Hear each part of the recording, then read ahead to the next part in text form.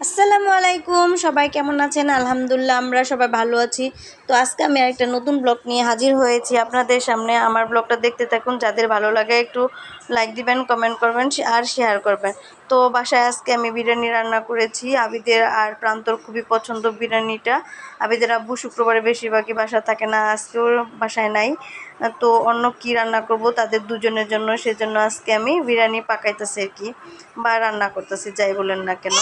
তো বিরিয়ানি যেভাবে সচরাচর মানুষ রান্না করে, আসলে আমি ওইভাবেই রান্না করতেছি। কিভাবে রান্না করতেছি ডিটেলসে যাব না, তো আমি অন্য কিছু বলি। আবিদ আর আরাস বিরিয়ানি রান্না করার কিভাবে করে সেটা ডিটেলসে যাব না। তো আমি আজকে অন্য কিছু কথা বলবো। অন্য কিছু বলতে, আমাদের বাসায় মানে আমার বাসায় 3টা ছেলে আছে, প্রান্ত, তারপর হচ্ছে আবিদ, তারপর হচ্ছে আরাজ। এই 3 পাজি আছে আমাদের বাসায়। 3 পাজি সারাদিন কি করে সেটাই বলবো। তো আমি যখন রান্না করতেছিলাম আর কি, যখন কাটাকাটি করতেছিলাম, প্রান্ত এসে আবিদকে একটু একটু ছোঁয়া দেয় আর কি। আর ছোঁয়া দিলেই সে একেবারে কি করে, আবিদ যা বলার বাইরে আর কি। আবিদে চিল্লা পাল্লা করে বইরালায়, মানে ফাটায় ফেলে রুম টুম, এরকম অবস্থা। আর আরাজও তার সাথে সাথে করা শুরু করে। আজকে তাদের বাবা বাসায় নাই, সেজন্য আরও বেশি। তো আমি যখন কাটাকাটি করতেছিলাম তখন আমার মেজাজটা এত গরম হয়েছিল। 3টার শব্দ এত বেশি করতেছিল, এত দুষ্টুমি করতেছিল যা বলার পারে। মাঝে মাঝে অনেক রাগ উঠে যায়, আবার মাঝে মাঝে হাসিও পায় যে আসলে বাসায় 3টা ছেলে, তো 3টা ছেলে না হয় আরেকটা মেয়ে হলে তাদেরকে ঠিক মতো দিত ট্রাইট, কিন্তু কিচ্ছু করার নাই। 3টাই ছেলে আমার বাসায় ইচ্ছা মতন পাজিরিগিরি করে, মানে ছেলে থাকলে আর কি যা করে আর কি। ছেলেরা যাই হয়, ছেলেরা একটু কম কথা শোনে, মেয়েরা আবার এরকম না, মেয়েরা একটু লক্ষ্মী হয়। যাই হোক, আমার ছেলেদের সাথে জন্য দোয়া করবেন, আর প্রান্তর জন্য দোয়া করবেন। সামনে তার পরীক্ষা, প্রান্ত অবশ্যই এসএসসি পরীক্ষা দিবে, তার জন্য একটু বেশি দোয়া করবেন। সে আসলে পড়ালেখা করতে চায় না, তার পাঁচটা বাসায় টিচার আসে, তবু সে পড়ালেখা করতে চায় না। সবাই তার জন্য দোয়া করবেন, সেজন্য পড়ালেখাটা অন্ততপক্ষে করে। এখন সে মোবাইল চালায় না, তার মোবাইলটা তার কাকা রেখে দিয়েছে এবার বাসায়। এটা একটা খুব ভালো কাজ করছে আর কি। পরীক্ষার সামনে মোবাইল চালাইলে কী হবে সেজন্য। তো মোবাইল একেবারে যে অফ মানে চালানো বন্ধ এরকম কিছু না, সে আমার মোবাইলটা নিয়ে প্রায় সময় চালায়। আচ্ছা যাই হোক, তবু তো তার কাছে নাই। তো আমি রান্না বসাই দিয়ে ছোট ছেলেটাকে গোসল করাবো। আমার ছোট ছেলেটা গোসল করার জন্য এত পাগল যা বলার বাইরে। তো তাকে গোসল করাইতেছি, তখন ভাবতেছি যে একটু ভিডিও করে নেই, মানে আজারে থাকলে যা হয় আর কি, বুঝেন না। তো আজকে ওর বাবা বাসায় নাই, মানে আমার একটু ফ্রি টাইম, রান্নাবান্নার চাপটাও কম, একটা বিরিয়ানি রান্না করলেই হয়ে যাবে, ছেলেরা খাবে, আর কোনো ঝামেলাই নাই। সেজন্য আর কি এত কিছু করা। দেখেন সে পানি পাইলে কি করে, পানি পাইলেই শুধু খেলতেই থাকে। এই যে পানির নিচে ফুল, এগুলো সে ধরতে যায়। তো তাকে গোসল করানো শেষ, গোসল টোসল করায় তারপরে আসছি। এসে দিকে এখনও মুরগিটা এখনও মানে হয় নাই, কষানো হয় নাই, মানে সিদ্ধ হয় নাই, কারণ বাসায় আজকে গ্যাস ছিল না, অল্প অল্প অল্প অল্প ছিল। শুক্রবার দিনে এরকমই হয়, সকাল সকাল গ্যাস থাকে, 10টার পরে থেকে বা 11টার পর থেকে আর গ্যাস থাকে না। তো আমি আজকে ঢিলামি করছি আর কি, একটু পরে বসাবো এই সেই, মানে আজকে অত বেশি কাজ ছিল না আর কি, এই জন্য বসে থাকলে যা হয় আর কি।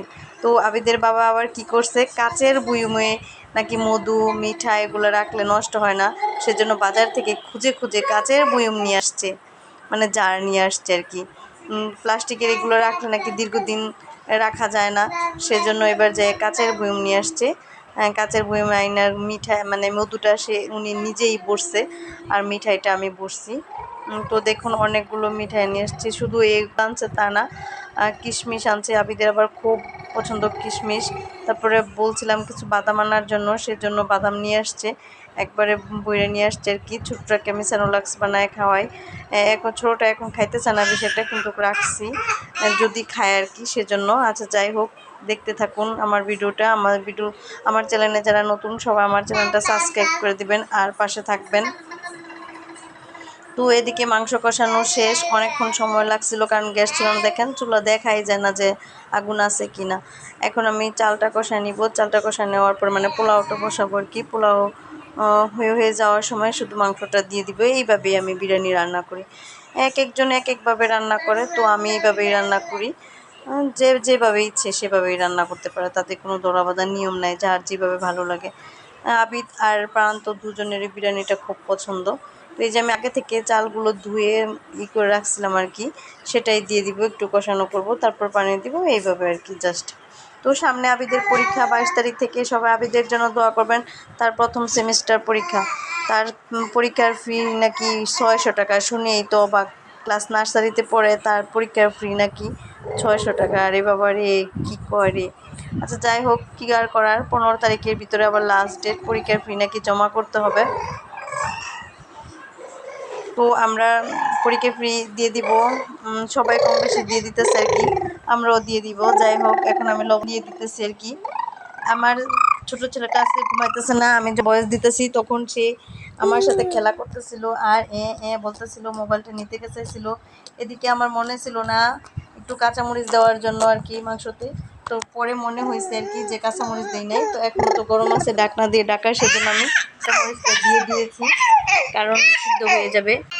তো বারবার ট্রাই করতেছিলাম ছোটো বাচ্চাটা যেন ঘুমায়, ঘুমানোর পরে আমি এটা ভয়েস দিব, কিন্তু সে কিছুতেই ঘুমাইতেছে না। কিন্তু যাই হোক, আমি এখনই ভয়েস দিয়ে দিই, পরে আবার লোড দিতে অনেকক্ষণ সময় লাগবে, সেজন্য আর কি ভয়েসটা দিয়ে দিতেছিলাম। আর আজ এখনও ঘুমাচ্ছে না। আবিদ আজকে খুব খুশি, বিরিয়ানি রান্না করছি, সেটা খাইছে। তার বাবা ফোন দিছিল, জিজ্ঞেস করছে, বাবা তুমি কি খাইছো? ও বলছে বিরিয়ানি খাওয়াইছে, মা আজকে বিরিয়ানি পাকাইছে, বিরিয়ানি খাইছে, খুব খুশি আর কি।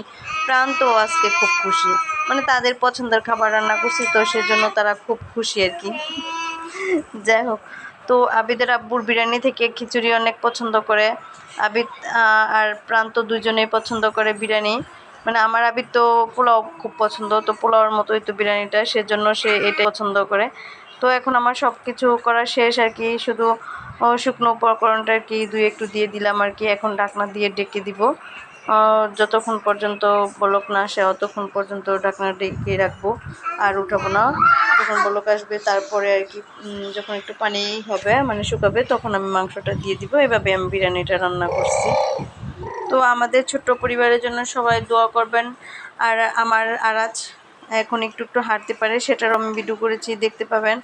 আর আরাজের জন্য দোয়া করবেন, সেজন্য তাড়াতাড়ি হাঁটতে পারে। তো তার ছোট যেগুলো, ওগুলো অনেকে হাঁটে, আবার অনেকে হাঁটে না। তার বড় যে সেগুলো, আমার আরাজের এখন 13 মাস হয়েছে, মানে 1 বছর হয়ে গেছে তার উপরে। তো যেটুকু আছে এইটুকু ইনশাল্লাহ আলহামদুলিল্লাহ ঠিকই আছে। কারো বাচ্চা আগে হাঁটে, কারো বাচ্চা পরে, এতে কোনো সমস্যা নাই আর কি। যাই হোক, এভাবেই আমি বিরিয়ানিটা রান্না করছি। তো রান্না করার শেষ মুহূর্তে আমি দিয়ে দিছি আবার কাঁচামরিচ, ফ্লেভারটা ভালো আসবে সেজন্য আর কি। আমার কাছে কাঁচামরিচ দিলে ফ্লেভারটা আসে, যে ওই গ্রানটা আমার খুবই ভালো লাগে। এক একজনের কাছে এক এক রকম আর কি। তো ঘরে ছিল, ঘি ছিল, কিন্তু ঘিটা দিই নাই। আমার আবিদ ঘিটা দিলে বেশি একটা পছন্দ করে না, সেজন্য আমি ঘিটা এখানে ব্যবহার করি নাই। এমনিতেই ঝরঝরা হয়েছে, ভালো লাগতেছে। এইরকম হইলেই বেটার, যখন আমি প্লেটে বাড়বো তখন ভালো লাগবে। এই যে আমার ছোট ছেলে মোহাম্মদ আরশাদ আরাজ, সে একটু একটু হাঁটে, সেটারই ভিডিও করেছিলাম। এই যে মাশাল্লাহ আলহামদুলিল্লাহ।